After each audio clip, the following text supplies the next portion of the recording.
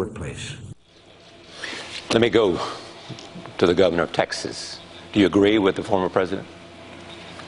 Well, I think we're certainly talking about different times, because what I heard him say there, that he was willing to trade tax increases for reductions. I don't think he ever saw those reductions. He just saw the tax increase. Matter of fact, in his diary, he made that statement that he's still looking around for those reductions. So, I mean, from the standpoint, that's one of the problems that we got in Washington, D.C. One of the reasons that I think Americans are so untrustworthy of what's going on in Washington is because they never see a cut in spending. They always hear the siren song of, you know, if you'll allow us to raise taxes, then we'll make these reductions over here. When the fact of the matter is, the issue is we need to have a balanced budget amendment to the United States Constitution. And the next president of the United States needs to spend his time passing a balanced budget amendment to the United States Constitution. But I want to stay with this idea of spending cuts and revenue increases and go back to you, Governor Romney. This is where it is, it seems, in Washington right now. Not only the paralysis, but also you've got the super committees.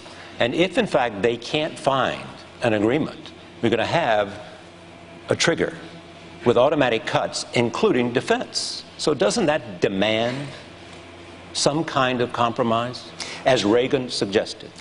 Well, I don't know which particular compromises he was referring to. We could take a look at that. But I can tell you this.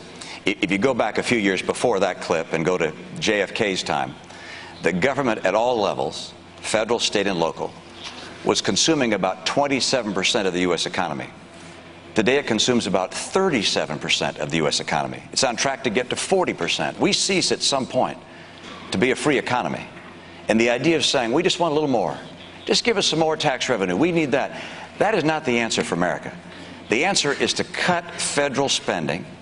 The answer is to cap how much the federal government can spend as a percentage of our economy and have a balanced budget amendment. And the second part of the answer is to get our economy to grow. Because the idea of just cutting and taxing more, I understand mathematically those things work, but nothing works as well as getting the economy going. But can we get Americans back to work.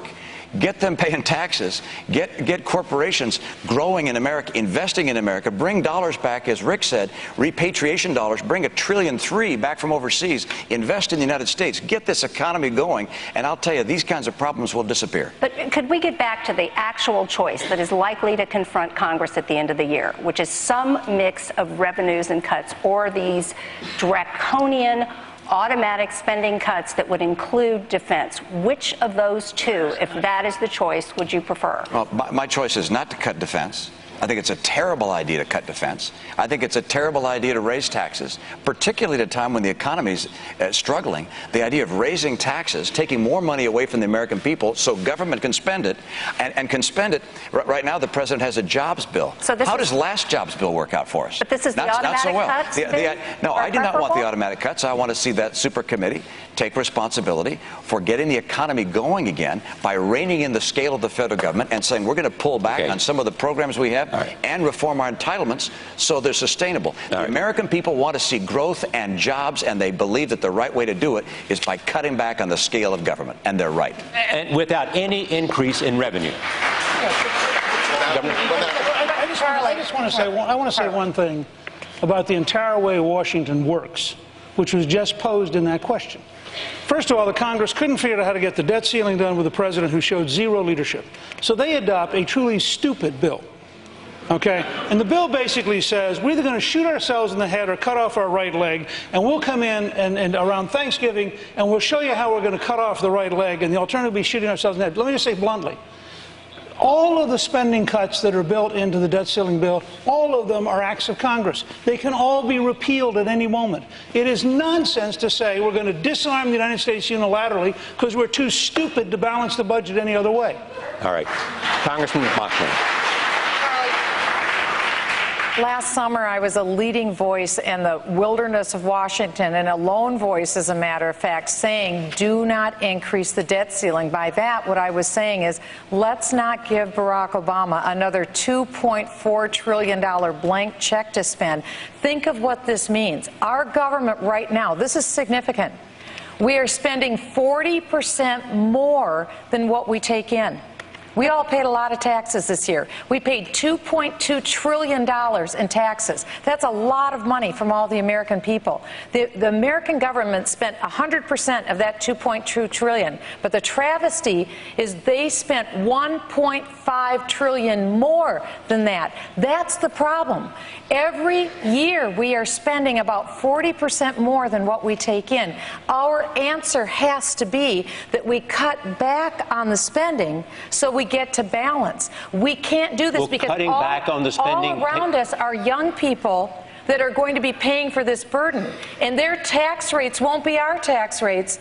Their tax rates could come at some point, their overall effective burden. I'm a federal tax lawyer. That's what I do for a living. And my background is in economics. Their tax rate someday in their peak earning years, Charlie, could be as much as 75%. Who's going to get out of bed in the morning to go to work if they're paying 75% tax rates? We've got to get our spending house in order and cut back on spending. Cutting back on spending, in your judgment, will do it. That's one piece of the answer. That's not the whole answer, but we have to cut back. I want you to take a look. We'll come to all of you. But let me take a look at another clip. This one you will recognize as well. Here it is. It's called the 999 plan. It imposes a 9% business tax, flat tax, a 9% personal flat tax, and a 9% national sales tax. I said we would get back. Mr. Kaine, you say that your plan is revenue neutral, and last year the U.S. collected $2.2 trillion in tax revenue, but Bloomberg government has run the numbers, and your plan would have raised no more than $2 trillion. And even with that shortfall, you'd still be slapping a 9% sales tax on food and medicine. The problem with that analysis is that it is incorrect.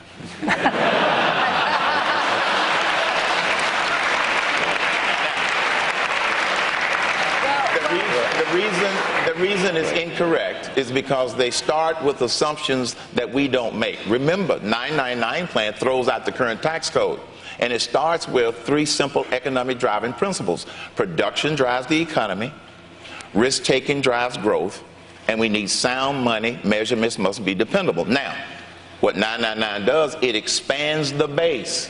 When you expand the base, we can arrive at the lowest possible rate, which is 999. The difference between the 999 plan and the other plans that are being proposed is that they pivot off of the existing tax code. We've had an outside firm, independent firm, dynamically score it, and so our numbers will make it revenue neutral. All right. But then Karen, explain go ahead. why, I'm sorry, go ahead. under your plan, all Americans should be paying more for milk, for a loaf of bread, and beer. And pizza.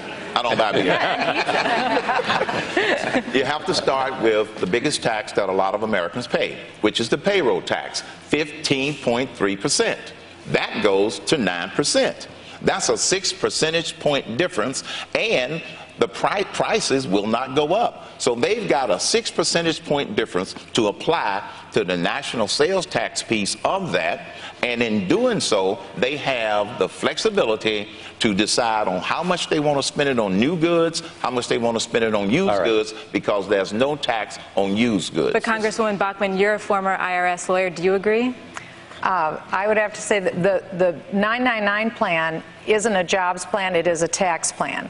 And I would say that from my experience being in Congress, but also as a federal tax lawyer, the last thing you would do is give Congress another pipeline of a revenue stream, and this gives Congress a pipeline in a sales tax. A sales tax can also lead to a value-added tax. The United States Congress put into place the Spanish-American War tax in 1898. We only partially repealed that in 2006. So once you get a new revenue stream, you're never going to get rid of it. And one thing I would say is when you take the 999 plan and you turn it upside down, I think the devil's in the details. All right, I have to. You got to let me respond. We've given you several chances to respond. I'll come back. We'll continue to talk about taxes and spending. We also know here that there has been a paradigm shift in the world economic order. We know about China and we know about India. Here is our next clip, and we will respond from that. Here it is. And I will label China as it is, a currency manipulator, and I will go after them for stealing our intellectual property, and they will recognize that if they cheat, there is a price to pay. I certainly don't want a trade war with anybody.